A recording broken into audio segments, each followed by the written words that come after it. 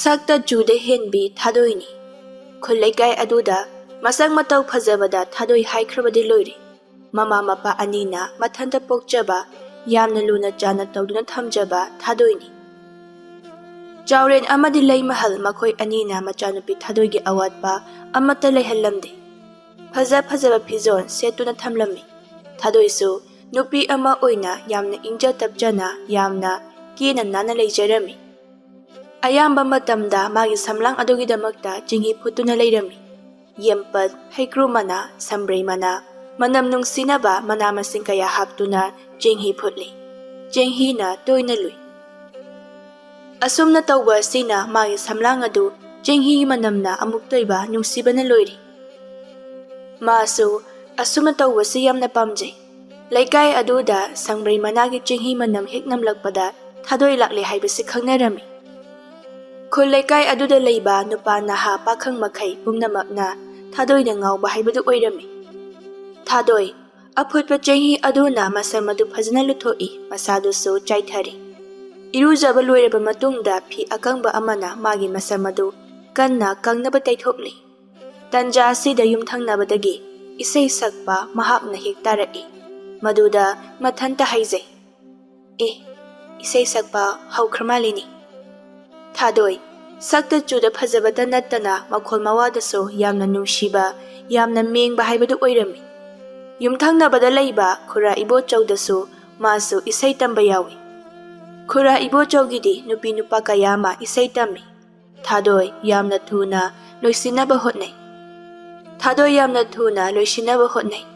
Mapandagi lay mahalna machanupibu tanaba mawongda hairai. Imagi Thadoi isai tamba haukrene he. Nangbu loidribo? Aw, loire ma. Thengene, tholoone. Thadoi masana na phurit ama litli, phanik ama setli, masam adudi mapung phana kangba haibadu oidri. Mapana tholai, lay mahalna amuk so hai. Mi isai tamba haukrene, nangbu tadro. Ima, ngasidi irujaringaida khar thindokre. Hoi, chalo. Nasamadusune, jona ui. Ngaihak leiraga kangjakrasanida, adudi mai chaleko. Asi haduna sumangda kumthakre. Leiriba yum anigi phawnafam aduda phawjinduna mahak chatkre. Somdana isai tampham sangoi aduda ibo chawna mayai oina phamduna nakandana nupi leisabi singa pakhang singa na phamli. Ibo chawna hai. Amubi nangi nakholdo mingmali. Adumna saklabadi mi kaiduna chen batare ingna tapna sau. Amubi na khummi. Kaino oza mi na khonjen mengjaraga khonjen mengbase yamna phajai haidudi. Nangi dodi mengbata nattana yakpa masu yaurene. Sibu ainaro aidi sakani. Asi haduna isai du makha tai. Isai tamlibase nupi na khara yami. Nupado makhoi maritani. Adubu ngasi amadi lagdri makhoi ahum tangairi. Manja masi isai sakli. Tanja asida ikhang khangawdana malang bayi sahumna magi manaton sumang aduda hek yairai. Maduda sangbray managi jinghi manam na masado ngawki. Manja masinda isai di sakli haibabu mamit adudi choithokri. Nakanda thongalomda mahak Thadoi lakbra hanya yengthorai. Manasu Thadoi bu yamna pamjai. Maphamda phongdokpadi phongdoktri. Thadoi na isai tamba sida masu thawoina mabu uzaba yengjanaba haiduna isai tamkhibani. Thadoi magi ningdu yairaba samlang adu malang mana khajik thengbada wai paithokli. Mahak lakli masu sangsinduna mana hek phamba mata amubigi nakalda hek phammi. Mana lakpada mafam aduma sangbray managi jinghi manamna pungyom yomkhre. Masu isai sakpadu yoksili. Manjadi mamitu laikai koirei. Phalap lona Thadoi de yingli. Asum tawna ngayak isai sakli. Ibo chawna Thadoi bu yingduna hairai. Thadoi nangi jinghi manam asidi laikai palali he. Onthoknabu nuksirida manamna sale. Thadoi na khummi. Sana konungi leima sijasing. Ningthem nubi singna ai sen chaiten kota hainam leinam su na phutuna luba jinghina Thadoi aina luba Cheng-hidagi manam nungsiba hengadaba natteda oza. Manamna laikai palaliko. Leida hairagana leihau leirengum. Bumbum taba na palanba. Thadoi do nofret tauze. Makhoi mayangi marakta isai tamba yaubi wainudi. Thadoi da hariba wadu tabada makhoi dau thitna sauningi mathanta haizai. Lei masida singna luba Cheng-hidagi mana luba Cheng-hina manam nungsiba heli kaina hairadana. Ngokchau thakjaba kasasari. Laima onthokna nungsikideda. Wainu hariba nupi ase mabuk khara sepi masaksu yamna thi. Aduna migi phajaba ubada masa mathanta prok chai. Pakhang kayana Thadoida ngawbadu uraga mayum yauraga mahang mathanta sau laubani. Mabuk ningda sauning labasu mapan thoklubadi yadabanina mahak khangi. Thadoigi minoktuda mawoiri mahakna hena sauba. Ibo chawna wa makhamuk tarai. Nuza oibi mapukti koki samlangda mapan yamna tangjaido. Ningolgi phadoklaba sainon ningdu yaibi samlang kaina hainaribani. Amubina amuk hai. Adudi oza aigi samsi phajabra. Masida nupa amana oina hairai. Phajai nasamaduna chujaki masagumna khoiriba. Pisum yaunaba kakliba sainon aduna nakanda loina phadokle. Samlang aduna ka phajabane. Phajaibo amubi. Nangi phagido matang chade. Isai tamba loirakpada asumna phagi hek taunabani. Manjagidi waka ngangda Thadoibu yengjeri. Wainudu makhoidu sauningladuna phuk haugatli. Aduga hai. Phajai hariba melei leisnado. Singe leisakna helabasu leirangi leinam watpani. Unsana kopa miyoibani. Laithonga mukta chamme haibasu leibani. Asomna hairamduna mahakti thongalomda thokre amubina haihowi. Laima nuksidehe asigi wainu haibise. Kaino mana hoji hairamiduna. Thadoina hai. Hangoi nura ponjengbina magi gogolawa makholado phajai haina khanmagumnida. Wanglena ozada wahang hangi. Ozabu ozana handa khunung isai sakpagi changdomnaba ama lei haibadubu kamdaukrage. Lei ingagi thanin numita pangthokadoribani kuidrabani. Nakoi loina yawgadabani. Makong mathang tanaba kanna hotnagadabani. Phagani oza. Wainuna thongan hek yawbaga thongana nupa pakhang khara leptuna leirami. Makhoi asi Thadoibu lumba laklibani. Nupa amana wainugi nakta changsinduna hangi. Kanyomta hangjegeba. Thadoi hoidubu tholahorabo. Wainudi kharaga sauningna tholakpaga hena dum saukre. Ma senaba leiba awu minari aise. Matamnina. Thadoina phajagena phajarabada aigi maithong khajai nama yobra. Nupado tumina oina thoki wainu yamna sauningna mayum tamna hanki. Leihauba makhoi kharasu isai tamba loiraduna chatlase haiduna haugannarai. Amubina Thadoida hai. Nupising aduna mangda thangduna nupa makhoi ahumna tungna thangduna thongan aduda tholai. Manjadi Thadoibu yengjeri. Machin marai phabi amubina hairai. Ta manja hangchito aikhoi leisamayam singdu chanagadori. Aduda noisi yoksidana. Masida wanglena. Singju chanani haiba. Yai kaino yautokene. Nangni hekte henjilakpa. Yaugi haibani kaino. Manjana su hai. Nakhoina hairabanina yaubadabani kaino. Soiba yaroiko adudi. Soiroida. Amuk-amuksu pangthokpa phai hain taubanida. Wanglena kanagi mayumda chandoiba. Ita Thadoi hoida chadoini. Manjadi henadum harauba haibadu oikre. Thadoidi icham chami. Magi punsida nungsiba haibadu karino masak khanglakdri. Ingaw-ngawna leijibini. Wainu mayum yawri. Magi mama kabok laina machanupina sakpam amada mayumda halaklibadu uraduna hangi. Imagi bema nangbu kaidaurage. Isai tamba chakraga nang naduk yamna sauna halakibasibo. Se imada sena hayo. Wainu na mamada pau tami. Ima nacha ai isai tamba katoe. Karigi tokpiyade. Isai sakpase Nama aina yamna pamjakrabani. Adunabu nama aina nangbu isai tamba tharibani. Ichane isai tamba tokpa yadeko. Isai tampham aduda yeningdaba mi yamna leiri. Uningdaba masaksing ado uraga nachagi thamoy ase hekta sauninglakpa. Nangna haibadubu imabu wakhalama taba ngamdrene mayek singna hayune.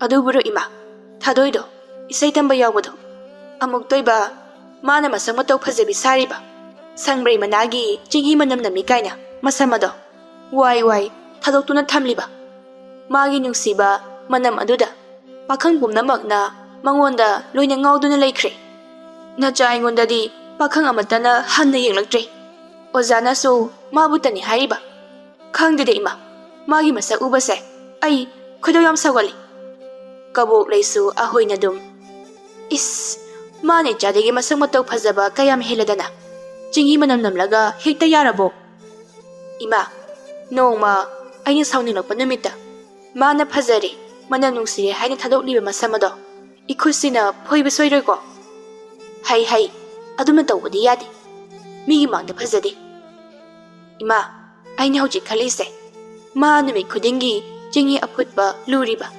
phajare haidun thadokliba magi amu masamado mado matau karamna kakthasige sini mana masam sangduna leiba makhai aige sawbase phararoi pukchen phattaba magi mathamoida Thadoigi asang masam adubo amuktang kaktatpa phanglabadi haina khanjari wa makha amuk tai masamanaduna itentena leirabada mana karaidegi phajabano ima mangonda nupa matana hanna yenglaroidabani adu oirabadi pharedana mama macha changduna matang asida wa kaya khanari kabok laina amuk hai adugi oire ichana waribadi imagi bema ichagi damakta ima leiribasidi nang kari suwagano madubu kayam luba thabakno ima lei haribasini haribasibu ima karamnano sese mana luriba Cheng-hi chapu aduda mayai kallaba samda khajai thengmada loini hekta kingadaba hidak mahini khangde makumni khangde hekta hapsilaga loire adubu ima tawba yagadrane hai singa tawrabadi karigi yaroi imana khangbale imana hidak makumdo sembigi nangna tanja phangba amada magi Cheng-hi phutun thamliba chapu ado maduda hekta hapchelo madubu mana lurabadi magi masamado soduni kengani wainu mama na hariba wafam ase tabada magi mabuk ningdo harauje adudi ma maduma na chanya tawragi hangchise makhoida aikhoi mayam singdu chanagadori maduda tanja yenglaga aina thokpa ngamnaba loni hekta hapchilagi hoi ngamnaba tawba tabani adudi ima semlagi ko hoi ma mama macha makhoi ani changduna migi samuk kenaba thabak lona tawrage haina khankhri nongmagi numit ama haujinkri ngasigi numit asidani Thadoi hoida leisabi mayam ama singju chagani haina thauranglibase leisabi khara hana laktuna leire amubina Thadoida hai aina ka tamanjada singju chabala ukaina haibada makhoisu harau ga yara ibase aina jingnaba wafam ama leire kari jingnari banangi isai tamhamdasu ibung manjada nangonda lona yengba summanba is nangna loina khangbirone asibu wanina makhoina ka harauna yare ibase nang yawbagi oidoi jala kaina sum khaliba yare bema thabag se taw ita thoibi hoidibu yoroktini mana su kobi khara purakani hairambani hoi ado nang irujabadi kamai tawba phalu thouro mina lugi tawri kanda nangna yahongan bisaduna phut hekta phaujalai adum ludridana jinghinga phutuna loina thamlabani phalu thouro kaino horen kona nakhoi loina chakharga lurage ita Thadoi nangi Cheng-hi Manam ase onthongna sunungsiko pakhang kayagi thamoibu nangna ngaholabani khango is haibireda chumbu chumdro khuraibo chawhoi gi thongalda nangna isai tamlingaida nangbu lumba lakliba nupa pakhang ado kayam yami tanja sida thoibi hoigi kangbu su yosilakli thoibi na hai Thadoi aikhoi lae aini kobi purabani Thadoi na khumme kobi ngairamlibani ꯁꯨꯝꯗꯧꯔꯁꯦ, ꯁꯤꯡꯖꯨꯁꯦ ꯁꯪꯒꯣꯏꯗ ꯑꯣꯏꯅ ꯁꯨꯔꯁꯤ꯫ ꯍꯣꯏ, ꯌꯥꯏꯌꯦ ꯌꯥꯏꯌꯦ꯫ ꯃꯄꯣꯠ ꯃꯆꯩꯁꯤꯡ ꯑꯗꯨ ꯂꯣꯏꯅ ꯃꯄꯥꯟꯗ ꯊꯥꯡꯗꯣꯛꯈ꯭ꯔꯦ꯫ ꯐꯛ ꯑꯃꯗ ꯐꯝꯗꯨꯅ ꯁꯤꯡꯖꯨ ꯁꯦꯝꯕ ꯃꯈꯣꯏ ꯍꯧꯏ꯫ ꯃꯈꯣꯏ ꯃꯁꯦꯟ ꯋꯥꯔꯤ ꯀꯌꯥ ꯑꯃꯁꯨ ꯁꯥꯟꯅꯔꯤ꯫ ꯁꯣꯝꯗꯅ ꯋꯥꯏꯅꯨꯅ ꯃꯃꯥꯗ ꯍꯥꯏꯔꯤ, ꯏꯃꯥ, ꯀꯔꯥꯏꯅꯣ? ꯑꯩ ꯆꯠꯂꯒꯦ, ꯄꯤꯔꯛꯑꯣ, ꯑꯩ ꯆꯠꯂꯒꯦꯕ꯫ ꯍꯣꯏ ꯍꯣꯏ꯫ ꯑꯁꯤ ꯍꯥꯏꯗꯨꯅ ꯆꯦꯅ ꯌꯣꯝꯕ ꯃꯌꯨꯝ ꯃꯆꯥ ꯑꯃ ꯃꯆꯥꯅꯨꯄꯤꯗ ꯄꯤ, ꯑꯗꯨꯒ ꯍꯥꯏ, ꯁꯦ, ꯁꯣꯏꯅꯤꯀꯣ ꯑꯃꯨꯛ, ꯆꯦꯛꯁꯤꯟꯅ ꯇꯧ꯫ ꯃꯥꯒꯤ ꯆꯦꯡꯍꯤ ꯐꯨꯠꯄ ꯆꯐꯨ ꯑꯗꯨꯗ ꯍꯦꯛꯇ ꯍꯥꯞꯆꯤꯜꯂꯨ꯫ ꯍꯣꯏ ꯃꯥ, ꯅꯆꯥ ꯑꯩꯅ ꯈꯪꯅ ꯇꯧꯔꯒꯦ꯫ ꯃꯥ ꯅꯆꯥꯗꯒꯤ ꯐꯖꯕ ꯀꯔꯤꯁꯨ ꯍꯦꯟꯕ ꯅꯠꯇꯦ꯫ ꯍꯧꯔꯤꯕ ꯃꯁꯝ ꯈꯔꯗꯣ ꯂꯣꯏꯅ ꯀꯦꯜꯂꯒ ꯐꯒꯗꯕꯅꯤ꯫ ꯏꯃꯥ, ꯃꯁꯝꯗꯣ ꯂꯣꯏꯅ ꯀꯦꯟꯗꯨꯅ ꯃꯔꯨꯗꯨꯝ ꯁꯤꯠ ꯅꯥꯟꯅ ꯀꯣꯛꯂꯕꯗꯤ ꯑꯩꯗꯤ ꯑꯣꯟꯊꯣꯛꯅ ꯅꯨꯡꯉꯥꯏꯔꯅꯤꯗ꯫ ꯌꯦꯡꯕꯕꯨ ꯐꯅ ꯅꯨꯡꯉꯥꯏꯅꯤ, ꯌꯥꯝꯅꯕꯨ ꯅꯣꯛꯅꯤꯡꯉꯤꯌꯦ ꯏꯃꯥ꯫ ꯃꯔꯨꯒ ꯀꯣꯛꯂꯗꯅ ꯅꯨꯄꯥ ꯑꯃꯠꯇꯅ ꯃꯉꯣꯟꯗ ꯍꯟꯅ ꯌꯦꯡꯂꯔꯣꯏ꯫ ꯑꯗꯨꯅꯤ꯫ ꯑꯗꯨꯗꯤ ꯏꯃꯥ, ꯑꯩꯃꯨꯛ ꯆꯠꯂꯒꯦ꯫ ꯍꯣꯏ, ꯊꯕꯛꯇꯣ ꯐꯖꯅ ꯇꯧꯀꯣ꯫ ꯋꯥꯏꯅꯨꯅ ꯆꯦꯗ ꯌꯣꯝꯗꯨꯅ ꯃꯁꯥꯗ ꯐꯖꯅ ꯌꯦꯞꯁꯤꯜꯂꯤ꯫ ꯑꯗꯨꯒ ꯃꯍꯥꯛ ꯊꯥꯗꯣꯏꯍꯣꯏꯒꯤ ꯃꯌꯨꯝ ꯇꯝꯅ ꯆꯠꯈ꯭ꯔꯦ꯫ ꯂꯝꯕꯤ ꯑꯗꯨꯗ ꯃꯥꯟꯖꯒ ꯋꯥꯡꯂꯦꯟꯒꯁꯨ ꯂꯥꯛꯂꯤ꯫ ꯃꯥꯟꯖ ꯃꯈꯨꯠ ꯑꯅꯤꯗ ꯀꯣꯕꯤ ꯑꯅꯤꯁꯨ ꯄꯥꯏꯔꯤ꯫ ꯃꯗꯨꯕꯨ ꯋꯥꯡꯂꯦꯟꯗ ꯑꯃ ꯄꯤꯗꯨꯅ, ꯁꯦ, ꯅꯪꯁꯨ ꯑꯃ ꯄꯥꯏꯌꯨ꯫ ꯁꯤ ꯄꯥꯏꯕꯕꯨ ꯀꯌꯥꯝ ꯋꯥꯕ ꯊꯕꯛꯅꯣ? ꯅꯪꯅ ꯑꯗꯨꯛ ꯌꯥꯝ ꯊꯋꯥꯏ ꯌꯥꯎꯔꯤꯕꯗꯨꯅ ꯀꯔꯤꯒꯤ? ꯑꯃꯨꯕꯤ ꯌꯥꯎꯕꯒꯤꯔꯣ? ꯆꯠꯊꯣꯗꯥꯗ, ꯑꯁꯤꯕꯨ ꯋꯥꯅꯦꯌꯦ꯫ ꯆꯨꯝꯕꯨ ꯆꯨꯝꯗ꯭ꯔꯣ? ꯌꯥꯔꯦ ꯏꯕꯨꯡꯉꯣ, ꯑꯗꯨꯗꯤ ꯅꯪꯅ ꯆꯠꯂꯤꯕꯁꯤꯅ ꯀꯔꯤꯒꯤ? ꯊꯥꯗꯣꯏ ꯌꯥꯎꯕꯒꯤ ꯅꯠꯇ꯭ꯔꯥ? ꯏꯁ, ꯅꯪꯅ ꯈꯪꯕꯤꯔꯤꯕ?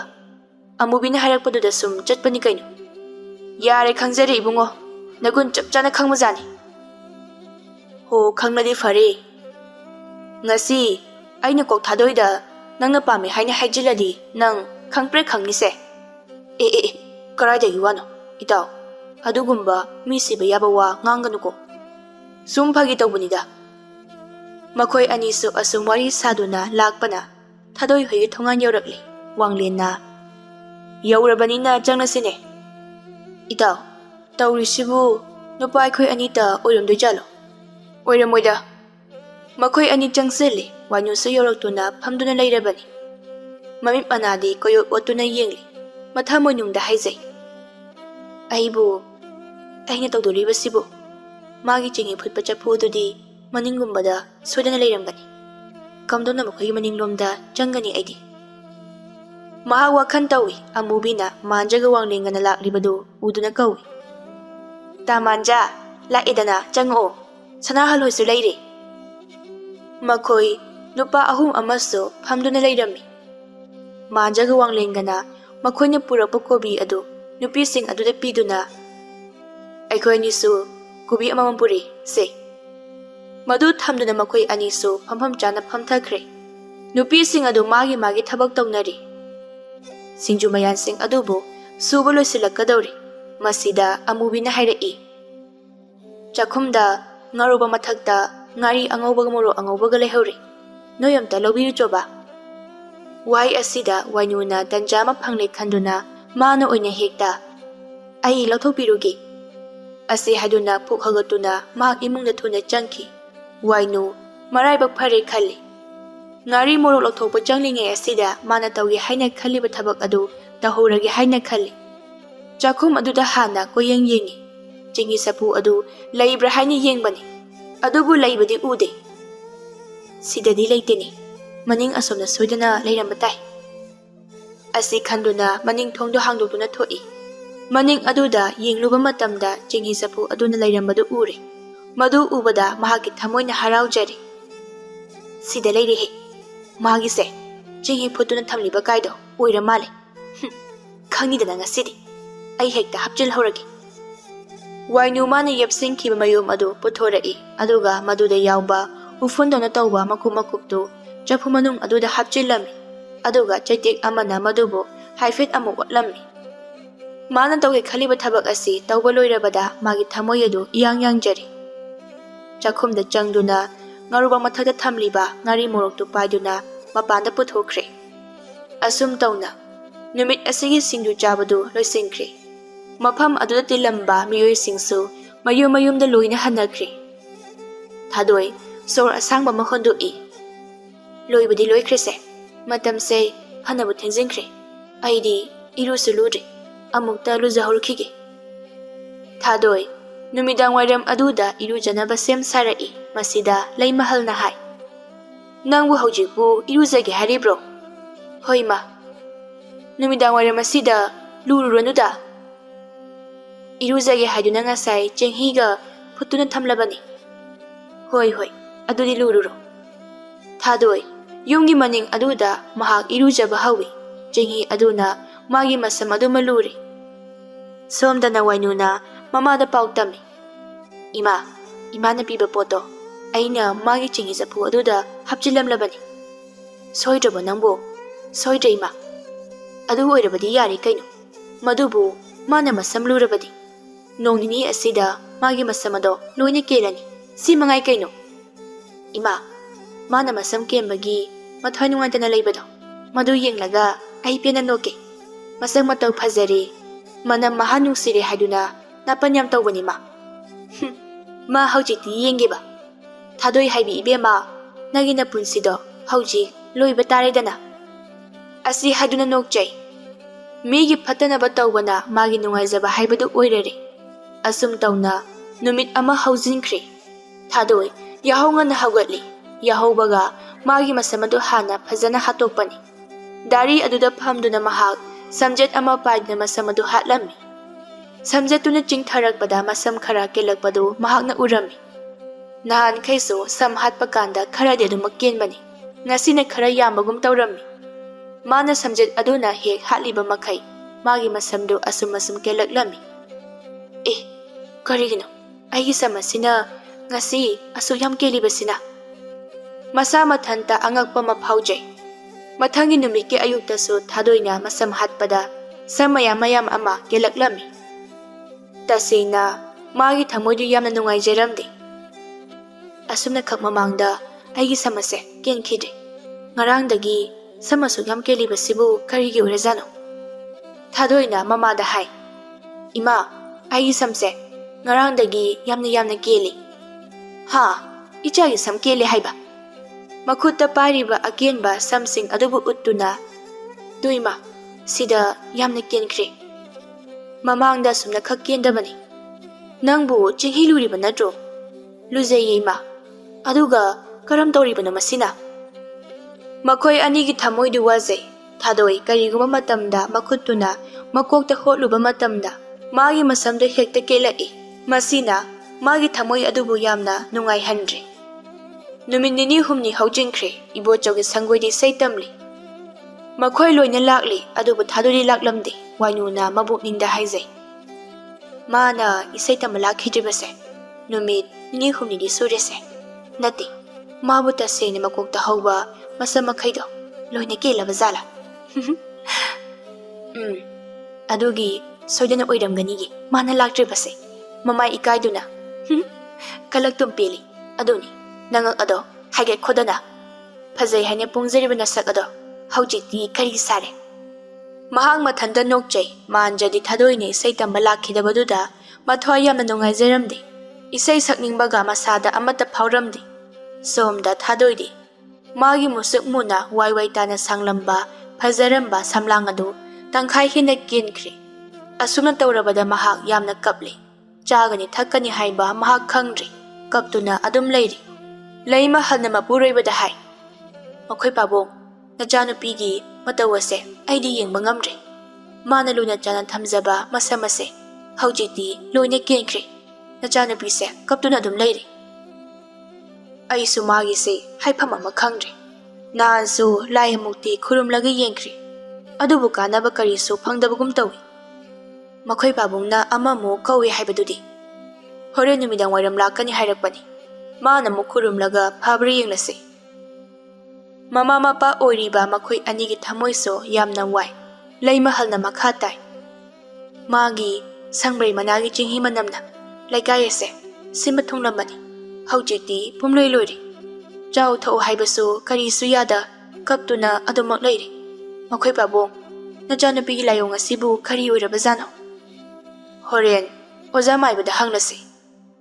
Isai tamba loiraduna mahai chatnakre. Thongandani Manjana Amubida hangi. Amubi, wamta. Thadoina handak isai tamba sunglak lakidribase karigino. Mabu kari tobo yorozano. Amubina kari su khangba natti aduna khummi. Tamanja, aisu kari su khangdi. Moida ngasi changlaga aisu hangluge handauramini. Hoi hoi, hanguro. Ado marondo hayeng aingonda amuk tamuko. Hoi tamanja. Manja, mathamoidu nungaitana mamai leiduna hanki. Amubisu mata thadoini isai tamba laktribadu ana ya yauraba jala khanduna hangba makoide changlami. Chatna wanglena matauda hai. Aina sum khanbadai tao thadoido. Anaba ma yauromgadaba mali. Ha, mabo. Nahan su makoida amaibi ama changkiba ihowi. Wahai asina manja magi thamoibo hena pakhathalli. Mabu kayam kana ngamdrajanone. Aduma makoi ani chumdringna chatki. Amubi changsili mama lairambaduda kauduna. Ima, ita thadoibu leitro. Leima halna machanupigi haujik uri wafam ase kana amatada khanganingdabana asumna oina khomi. Ibema, ichado leitini he. Magi mama hoida luhongba ama thokpagidamakta numit kharani layuni haina chakhibani. O isai tamba laktabaduda kadawba yaurajano haiduna khangningduna changlakpani ima. Mabuna khoida kakari mata hairamdrabo. Hairamdreima. Adudi fare ima ai muk chatlage. Ase haiduna amubi thongalomda chatkirami. Leimahal magi thamoidu kapningmana silori. Machanupigi layong asina haifam khangdabana mahaki thamoidu wazai. Leimahalna machanupigi manakta changduna hai. Nangbo dum ungduna kaptuna lairabo. Ima, nacha yam kapninge. Aigi sampiyo ima. Aibu kayam koina asumna laikhidoino. Aigi phazaraba sampumba tangkhai ama mangkhre. Se, napabongna lai khurumnaba kanna hotnaribani. Sam haibasedi kenma naiba poni. Amuk soidana horakkani se. Ima, asengbagi amuk aigi sam horakkadra. Horakkani.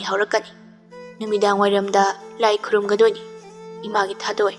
Nang chak so mata chade. Nasado yamna soli. Chak khara sasira. Chaningdi. Ai karisu chaningdi ima. Nata amubido. Nang bo hangba haujik laklami. Imana nang laiti. Nangi mama hoida laiki. Asumna khumkhibani. Nangi haujik wariba phibam asida mina ukhiba khangkhibasu phajade. Ima, najai asumna kayam kuina laikhigani ima. Haifam khangda leimahalsu leiri. Numidang wairam maiba angokto laktuna lai khurumnaba sem sarami. Mahakna tokduna lai khurumle adubu lai tinaduna munna yingluba matamdadi Thadoigi masada ana ayek layung amata lairamdre. Mana makoi anida hai. Ibungo, ibema. Nachanupigi hakchangda ana ayek layung amata laiti. Chaurena haibiribasibu oza. Ichagi masamna asumasum keliba. Pibamasida haibiribasibu. Mana iruzabadani khangdi. Karigumba matawbada masamna thengmada sam kengadaba. Karigumba amana soidana thenglamlagani. Masada anabadi amata laiti. Chaurenga leimahalga yingni amaiba angokto na hai. Sumdawro magi makuk ado phajana lujathokpiro adugane asumna tawro. Maiba angokto na tawba yaba khara machinna hairami. Numidangni leimahalna machanupibu chak chanaba hairi. Imagi bema chakse khara charuse. Imagane charusilao. Ima nachai karisu chaning thakningdi. Ichagi se karisu leiba anaba natti. Ichagi samse soidana haurakani. Maiba duna tawgadaba khara hairami. Mado hayingdagi tawrasi. Nungaitaba pumba thadoklo. Asumna machanupigi mabuk ningbu themjinbiri. Thadoi mamaga chak khara chaminari. Mathangi numitni leimahalna machanupibu sengna irujathokpiri. Yengbada yamna hainadaba ama haibadu oiri. Mapan thoandana kanasu uhandana thambani. Madugi tungda maibana taw hairamliba khudingmak mahakna loina tawrami. Somdana manjana amubibo lakpa khaurangna ngairi. Amubisu isai tamba lakli thongandani. Manjana amubida hangi. Amubi ngarang kai hairak lagi. Thadoido kari tawragi. Masida Amubina asumna khummi. Magidamagna thamoido pakhalirane tamanja. Natida. Man kheda aidi. Ado haironi. Thadoido masanga mahudabraba. Ho makhoi mamo hoida luhongba mathokpagi numi kharani leiba chakrini hayi. Wahai asi tabada manja magi thamoina pakhalamba mayam ado loina phakri. Oh, adugi ore. Asumna makhoi wari saduna changki. Amaromda wainudo mathamoi nungda haraubana loije. Thadoigi masak uraktaba mahak kuiri. Isai tambaso adumak lakhiri wakhanda haizai. Thadoido marusit nana koktuna sudina leiramlagani. Aduna neba mana mapan thokpa ngamdribase. Magi masakdo amuktabu yiningkhreda aidi. Asumna numit kayani mahaujinkhri. Tha ahumuki matungdani manja madi adumak isai tamba lakhidrabani. Thadoine songlak lakhidrabada mahaksu tanduna toklabani. Wanglena matau manjabu isai tamba chattaba yade haina kanna kaurami manjana hai. Ai chatlaroi haiba chatningdri. Ai chatningdreba nang adum chatluro. Nangna chatribagi maramdo ai khangi. Adu oirebasu nang asidi chattaba sunyamak yaroyi. Ai tali haibani tau. Tanba yarodi lao lo. Asi haduna makutu chingduna makhoi ani chatli. Isai tamphamdani wainu madana phajaba helabani haibagi wakhanda taptaba makhai kethaduna mahak isai tamba lakli. Ngarangdi mahak isai tamba chathaudri. Magi phampham aduda sangsinduna mahak phamkhri. Isai sakpa haukhri. Manjaso yamna tana isai sakli. Tasaina mahak mapham asidadi leningdrabani. Wanglina matauda kuning aduna thenduna hai. Kaino nang namanglaga leiduna kadaurage. Nang aini chapatali haiba natraba. Tanja sida manja ikhang he khangaudana. Sangbrai managi Cheng-hi Manam khangnam namlaklami. Manam asina Thadoibo khudak aduda ningsinghalle. Mamitu thongan adomda yengthoklui. Lariba sangoidu tamna Thadoina theka thek nauganau changlaibadu urami. Manja magi mitpham hongkhire mamitu kuptana Thadoidi yengli. Thadoi haujiti magi sakpham ama tongale. Masam aduna khauri mapada jum launa lakle. Hana sam sanglinge adudagi. Haujiki sakpham asina hena masak phajaba amuke henkre. Amubigi manakta phamthaduna mahak isei sakpa haukhre. Wainu Thadoibu ubada madi sauning mana loiri mathanta haizai. Madi asumna oiramlaba. Ainadi mabu masak thienge haina tauraga. Madi henadu masak phajaduna leiramlaba. Kamdongni sidi. Wainu mahak mai thiri. Mathanta ikaiba maphauduna phuk haugatuna mahak jenthokirami. Thadoi haujiti mahaki masak adu henadum phajari. Nofet tauna mahak isei sakli. Thadoigi nungsiraba Cheng-hi Manam lakta pakhang oiba manjana isei saklibadu kauba makhai. Ningthibi magi saktamu yengduna leikhirami.